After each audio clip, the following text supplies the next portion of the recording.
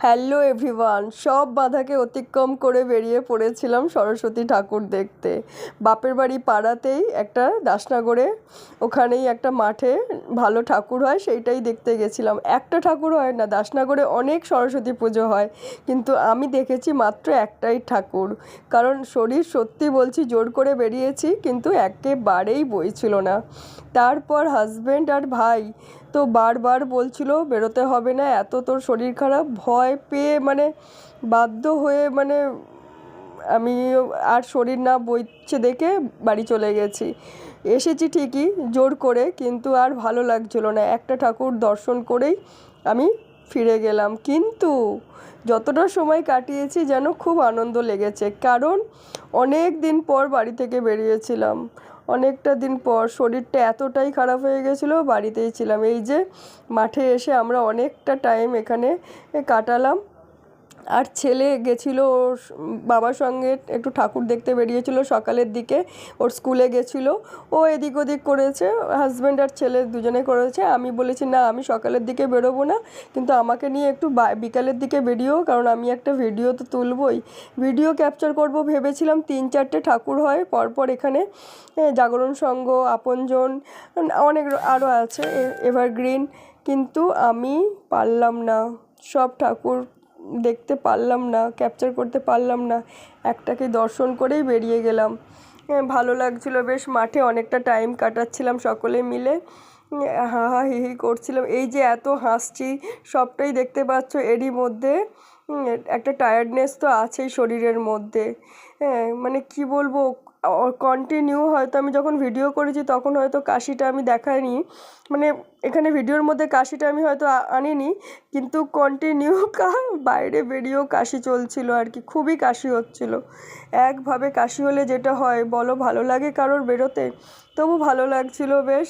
অনেক ভিড় অনেক ছিল না, বিশাল বড় মাঠ ছিল। আর এই যে মেলা বসেছে, আর মেলাতে দোলনাটা দেখিয়ে ছেলেকে বলছি দোলনা চাপবি, বলছে না।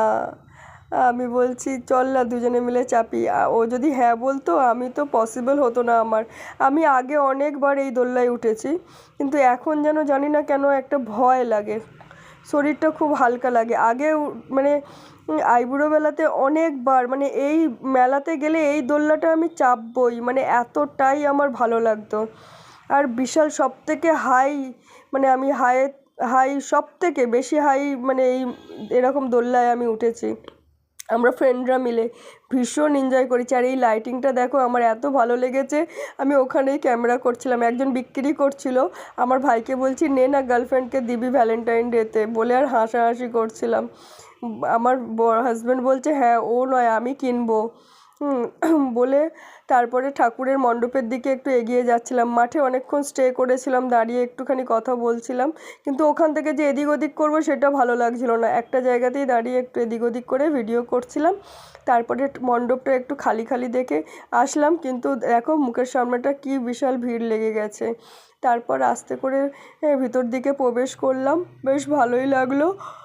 মণ্ডপটা খুব সুন্দর ডেকোরেশন করেছে, কিন্তু যা হয় প্রত্যেকটা মণ্ডপের ভিতরেই এখন ছবি তোলা যায় না, ভিডিও করা যায় না, যেন ভিতরটা যেন অন্ধকার অন্ধকার লাগে।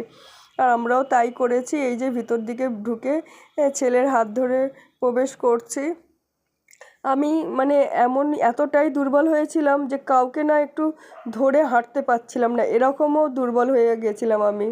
আর এই যে ভিতরে গিয়ে দেখি একটা গাছ বসিয়ে রেখেছে, আর এইতে ঢিলি আর সুতো দিয়ে যে যার মানত আছে এখানে বেঁধে দিয়ে গেছে। তো এই সিনটা আমার ভীষণ ভালো লাগলো, কারণ এইগুলো আমার ভীষণ ভালো লাগে।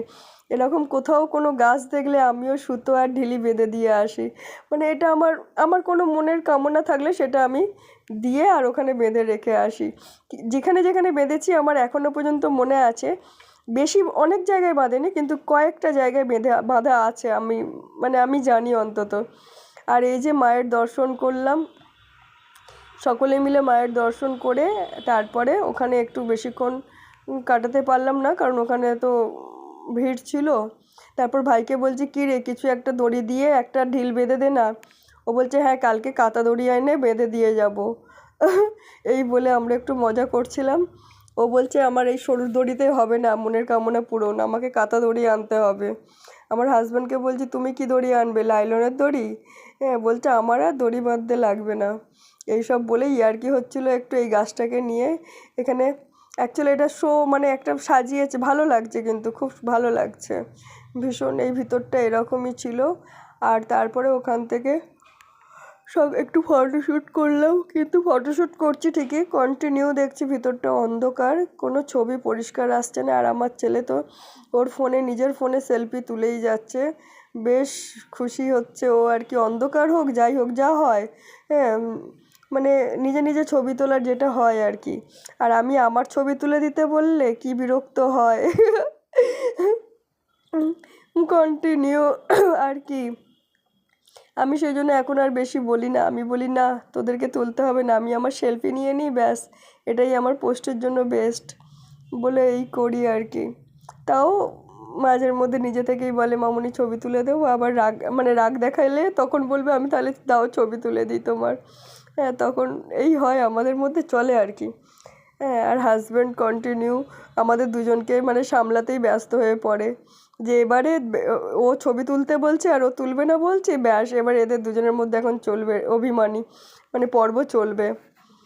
তো তারপরে ছেলে যা হয় জানে, মামুনি এখন পোস্ট করে ছবি তুলে দিতেই হবে, আবার পরে বলবে এই কথাগুলো যে না না চলো তোমার ছবি তুলে দিই। হ্যাঁ, তুমি নাহলে পোস্ট করবে কি। এই যে ছেলেকে পাঞ্জাবি পরিয়েছি, আমি বলছি কিছুতেই পরতে চায় না পাঞ্জাবি, জোর করে পরানো হয়েছে। হ্যাঁ, বলছি তোকে কি ভালো লাগছে রে? বলছে হ্যাঁ। আমি এই যে বাইরে বেরিয়ে, প্যান্ডেল থেকে বেরিয়ে আর একটু লাইটিং পেয়েছি, আমি বলছি এখানে তো একটু ছবি হবেই হবে, না ছবি তুললে হবে না বলে আর এখানেতে দাঁড়িয়ে সকলে পাশ কাটিয়ে যাচ্ছে। এখানটা এসে অনেকেই ছবি তুলছিল, তাদেরকে দেখেই আমরাও আরও উৎসাহ পেলাম, চলো এখানটা জায়গাটা ভালো লাগছে, ছবি তোলাই যেতে পারে। আর আমার হাজব্যান্ড সবসময় এদিকে ওদিকে ঘুরে ঘুরে দেখছিলো। আমি বলছি কী গো, বেশ মেয়েগুলোকে উঁকি ঝুঁকি মেরে মেরে দেখছো? বলছে আর মেয়ে একটাকে নিয়েই সামলাতে পারছি না, আর বাকিদের দেখে লাভ নেই। আমি বলছি তাও তো তুমি দেখতে ছাড়ছো না। হুম, বলছে এখন আর নিজের জন্য মেয়ে দেখছি না, এখন শালার জন্য মেয়ে খুঁজছি। আমার হাজব্যান্ড সরস্বতী ঠাকুর দেখতে গিয়ে শালার জন্য মেয়ে খুঁজছে, তাহলে বোঝো ঠেলা। মানে ওরকম মানে পছন্দ হয়ে গেলে রাস্তার মধ্যেই মানে শালার জন্য মেয়ের দেখা হয়ে যাবে ওর, এরকম বিষয় আর কি। হ্যাঁ, তো তারপরে কিছুক্ষণ ওখানটাতে একটু ছবি টবি তুলে ভিডিও করে একটু দাঁড়িয়ে গল্প করলাম। এত শরীর নিয়ে খারাপ নিয়ে, তাতেও আমি কি দেখো না কীরকম মুখে হাসি নিয়ে কাজ করেই যাচ্ছি কি আমাকে ভিডিও তুলতেই হবে, এইটাই আমার মেন মাথায় রয়েছে। হাজব্যান্ডকে বলেছি একটু হাসো, দেখো হাসলো কীরকম বদমাসটা। হুম, ও আর আমার ভাই কন্টিনিউ বলছে তোকে বেরোতে হবে না, এরকম শরীর নিয়ে বেরোতে হবে না। আর আমি জোর করে বেরিয়েছি, ওরাও বলছে বারবার চলো বেরিয়ে চলো। আর তারপরে আমিও শরীরটা আর বুঝলাম যে পারছি না, তো তাই সকলকে বললাম একটু টাটা করে দাও, এই বলে বেরিয়ে গেলাম। আর ভালোও লাগছিলো না আমারও একদম। তো সকলে মিলেই বেরিয়ে পড়লাম। তো thanks for watching, okay everyone, bye bye.